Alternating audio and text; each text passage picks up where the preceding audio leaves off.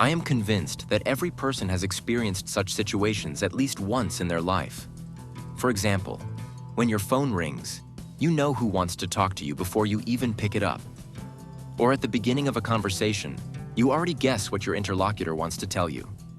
Or you sense what this or that person feels, even if he or she is trying with all his or her might to hide his or her feelings.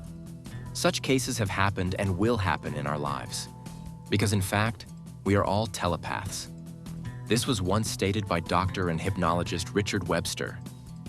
He is convinced that all people can transmit their thoughts and receive others' thoughts. However, most often this happens involuntarily. But according to Webster, any person can learn to consciously read other people's thoughts, as well as silently influence others with their thoughts. The doctor explains how to do this in one of his books.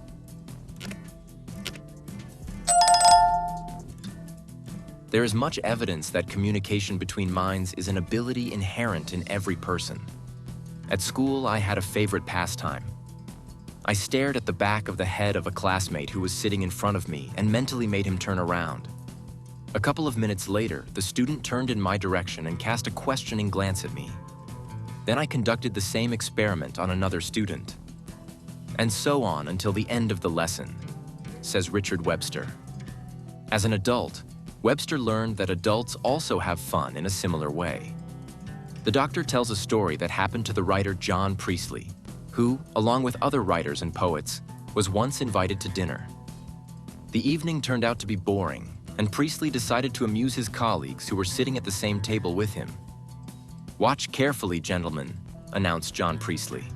"Now I will make someone sitting at that table turn in our direction and wink at me." For the experiment, the writer chose an important lady. He stared at her for several minutes. Finally, she turned to look at Priestley and winked at him. Later during the same event, the woman approached the writer and apologized for her action, calling it a sudden strange impulse. According to Richard Webster, thought transference can occur in other ways. As an example, the doctor cites a case told by Bishop Samuel Wilberforce. Once, during a meeting with clergy, Wilberforce suddenly turned pale and said, "I am convinced that some misfortune has happened to my son." It later turned out that Wilberforce's eldest son had suffered a serious leg injury. Some famous people developed the ability to read other people's minds in order to simplify their lives. Among such people was Mark Twain. In 1874, the writer reported that thanks to his many years of observation, he saved himself from writing many unnecessary letters. According to Twain, he felt the moment when a particular addressee intended to write to him. The writer claimed that this premonition never let him down. I have heard of such stories more than once. Most often, they relate to the time when humanity did not yet have a telephone. After the appearance of the telephone, man no longer needed telepathy as a means of communication. However, this device can also be useful in developing our abilities, says Richard Webster. The doctor is convinced that every person has guessed at least once who is calling him, even before picking up the phone. Similar cases happened to Richard Webster himself. Once, being far from home and intending to answer a phone call, Webster already knew that his mother was calling to tell him about the death of his younger sister. However, it is possible to transmit and read thoughts consciously. To learn this, practice is required. As a result, you will get a good tool that will help you in communicating with people. For example, you will be able to catch what your interlocutor has kept silent about and also influence other people with the help of thought, says Richard Webster. He offers many ways to develop the ability to read thoughts. You should start with the simplest methods. For one of them, you will need a phone. The method with which you should start learning, Richard Webster called "Call Me." The first experiments should be carried out with people with whom you have good relations. The person should not be informed about the experiment. The best time for this experiment is the evening, when the person to whom you will mentally address is resting.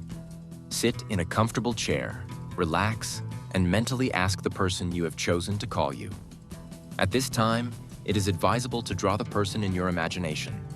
Imagine that he comes to the phone, picks up the receiver, and dials your number.